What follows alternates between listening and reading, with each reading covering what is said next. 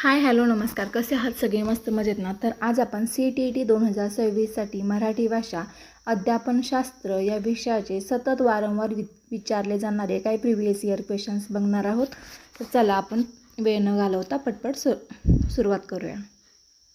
पहिला प्रश्न पहा काय आहे. विद्यार्थ्यांच्या भाषिक विकासासाठी सर्वात प्रभावी पद्धत कोणती?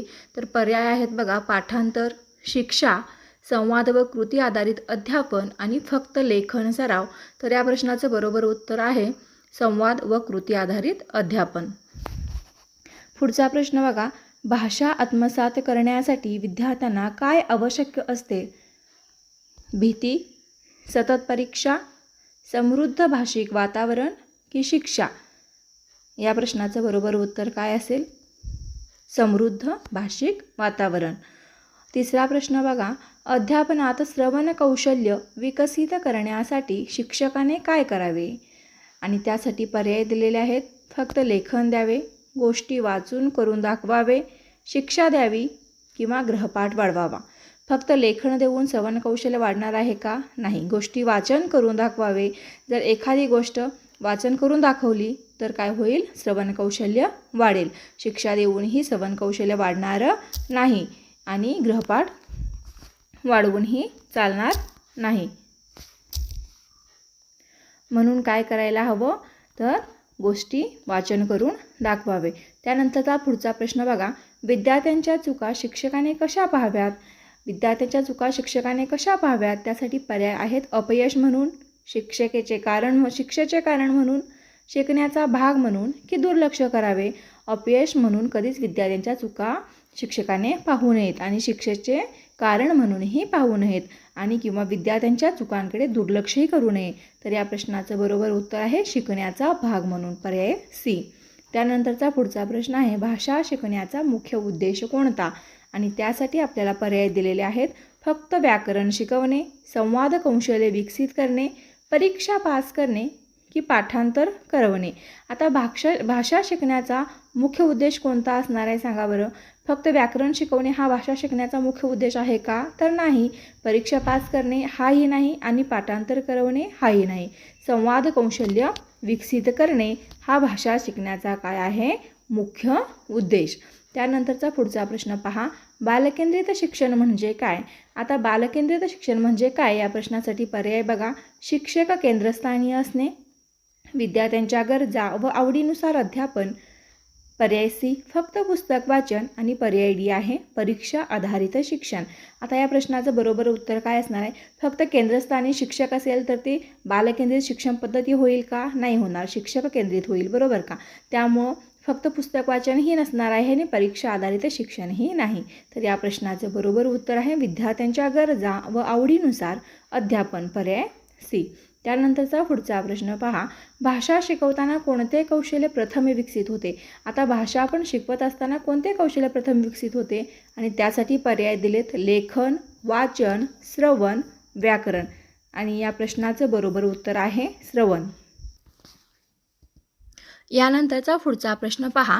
समावेशक शिक्षण याचा अर्थ काय आहे? आता त्यासाठी पर्याय बघा कोणकोणते दिलेले आहेत. हुशार विद्यार्थ्यांसाठी वेगळा वर्ग, सर्व विद्यार्थ्यांना समान संधी देणे आणि पर्याय सी फक्त ऑनलाईन शिक्षण आणि पर्याय डी आहे परीक्षा रद्द करणे. आता हुशार विद्यार्थ्यांसाठी जर वेगळा वर्ग केला आपण तर ते समावेशक शिक्षण होईल का? हो, नाही होणार. त्यासाठी काय करावं लागेल? सर्व विद्यार्थ्यांना समान संधी देणे म्हणजेच पर्याय बी, ज्याचं उत्तर काय आहे? सर्व विद्यार्थ्यांना समान संधी देणे म्हणजेच काय? समावेशक शिक्षण याचा अर्थ. पुढचा प्रश्न बघा. प्रश्न क्रमांक 9. विद्यार्थ्यांच्या सर्जनशीलतेसाठी कोणती कृती उपयुक्त आहे? आता त्यासाठी पर्याय बघा कोणते दिलेले आहेत. फक्त पाठांतर, निबंध लेखन व कथा तयार करणे, शिक्षा की फक्त परीक्षा?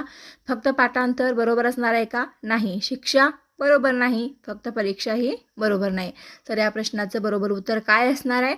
निबंध लेखन व कथा तयार करणे. यामुळे काय होणार आहे? विद्यार्थ्यांच्या सर्जनशीलतेला चालना मिळणार आहे. विद्यार्थी विचार करणार आहेत. त्यामुळे ह्या प्रश्नाचं बरोबर उत्तर आहे बी, निबंध लेखन व कथा तयार करणे.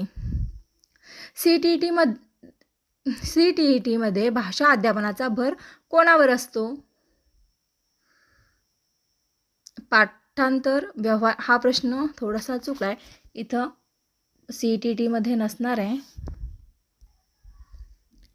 आपण पुढचा प्रश्न बघूया.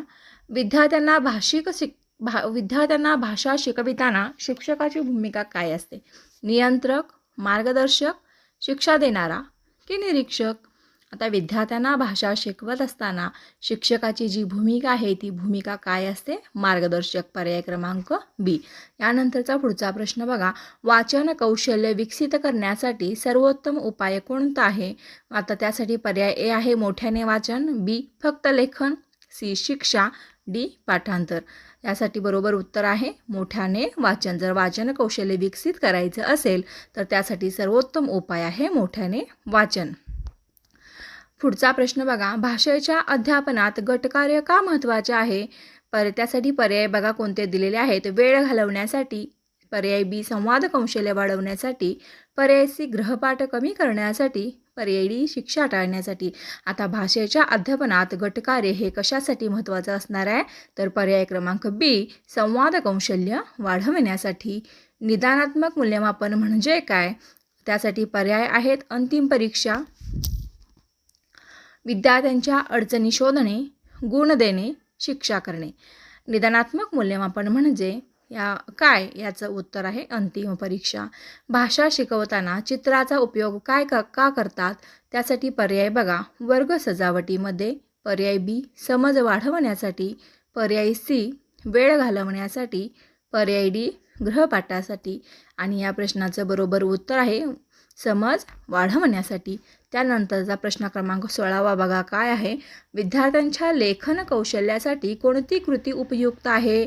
त्यासाठी पर्याय आहेत श्रुतलेखन, पर्याय बी फक्त वाचन, पर्याय सी शिक्षा, पर्याय डी मौखिक परीक्षा. हा प्रश्न सतत वारंवार विचारण्यात आलेला प्रश्न आहे. विद्यार्थ्यांच्या लेखन कौशल्यासाठी कोणती कृती उपयुक्त आहे? आणि या प्रश्नाचं उत्तर आहे श्रुतलेखन. खूप वेळा हा प्रश्न रिपीट झालेला आहे, त्यामुळे लक्ष देऊन बघा. याचं उत्तर काय आहे? श्रुतलेखन. कॉन्स्ट्रक्टिव्हिझमनुसार विद्यार्थी कसे शिकतात? तर त्यासाठी पर्याय बघा पाठांतराने तर नाही, स्व अनुभवातून ज्ञान तयार करतात, पर्याय सी फक्त शिक्षण ऐकून, आणि पर्याय डी शिक्षा मिळाल्यावर. या प्रश्नाचं बरोबर उत्तर आहे स्वतः अनुभवातून ज्ञान तयार करतात. आता प्रश्न क्रमांक 18 बघा काय आहे. भाषा अध्यापनात TLM म्हणजे काय? आणि त्यासाठी पर्याय आहेत टीचिंग लर्निंग मटेरियल, दुसरा पर्याय टीचर लँग्वेज मेथड, तिसरा पर्याय टेस्ट लर्निंग मेथड, आणि चौथा पर्याय आहे टोटल लर्निंग मटेरियल. आणि या प्रश्नाचं बरोबर उत्तर आहे टीचिंग लर्निंग मटेरियल. भाषा अध्यापनात TLM म्हणजे काय आहे? Teaching learning material. त्यानंतरचा पुढचा प्रश्न 19 काय आहे बघा. बहुभाषिक वर्गात शिक्षकाने काय करावे? आणि त्यासाठी पर्याय आहेत फक्त एकच भाषा वापरावी, विद्यार्थ्यांच्या मातृभाषेचा आदर करावा, शिक्षा द्यावी, दुर्लक्ष करावे. आणि या प्रश्नाचं बरोबर उत्तर आहे विद्यार्थ्याच्या मातृभाषेचा आदर करावा. बहुभाषिक वर्गामध्ये शिक्षकाने काय करायला हवं? तर विद्यार्थ्यांच्या मातृभाषेचा आदर करावा. प्रत्येक विद्यार्थ्याची जी काही मातृभाषा आहे त्या मातृभाषेचा शिक्षकाने काय केला पाहिजे? आदर केला पाहिजे. त्यानंतरचा पुढचा प्रश्न 20 काय आहे बघा. सतत सर्वंकष मूल्यमापनचा उद्देश काय आहे? पर्याय फक्त अंतिम परीक्षा, विद्यार्थ्यांचा सर्वांगीण विकास, पर्याय सी शिक्षा करणे, पर्याय डी फक्त गुण देणे. आणि या प्रश्नाचं बरोबर उत्तर असेल तर विद्यार्थ्यांचा सर्वांगीण विकास. त्यानंतरचा पुढचा प्रश्न बघा काय आहे. 21 प्रश्न. श्रवण आणि भाषण कौशल्य यांचा संबंध कसा आहे? आता श्रवण आणि भाषण कौशल्य यांचा संबंध कसा आहे? आणि त्यासाठी पर्याय बघा काय दिलेले आहेत आपल्याला. पर्याय क्रमांक ए आहे संबंध नाही, पर्याय बी दोन्ही एकमेकांना पूरक आहेत, पर्याय सी फक्त लेखनाशी संबंध, आणि पर्याय डी फक्त वाचनाशी संबंध. आणि या प्रश्नाचं बरोबर उत्तर आहे दोन्ही एकमेकांना पूरक आहेत, पर्याय बी. त्यानंतरचा पुढचा प्रश्न बघा. विद्यार्थ्यांना नवीन शब्द शिकवण्यासाठी कोणती पद्धत योग्य आहे? त्यासाठी कोणकोणते पर्याय दिलेत बघा. शब्दकोश वापर, संदर्भातून अर्थ समजावणे, शिक्षा आणि पाठांतर. आता विद्यार्थ्यांना नवीन शब्द शिकण्यासाठी कोणती पद्धत योग्य असणार आहे? फक्त शब्दकोश वापरून विद्यार्थी नवीन शब्द शिकणार आहेत का? नाही. शिक्षा देऊन शिकणार आहेत का? नाही. पाठांतर करून शिकणार आहेत का नाही. तर विद्यार्थ्यांना नवीन शब्द शिकवण्यासाठी संदर्भातून अर्थ समजवणे ही पद्धत काय आहे, योग्य आहे. त्यानंतरचा पुढचा प्रश्न बघा, भाषेच्या वर्गात रोल प्लेचा उपयोग कशासाठी होतो, हा काय आहे पुढचा प्रश्न. आणि त्यासाठी पर्याय बघा, वेळ घालवण्यासाठी, पर्याय बी संवाद कौशल्य विकसित करण्यासाठी, पर्याय सी शिक्षा करण्यासाठी, पर्याय डी परीक्षा घेण्यासाठी. आणि या प्रश्नाचं बरोबर उत्तर काय असणार आहे, संवाद कौशल्य विकसित करण्यासाठी.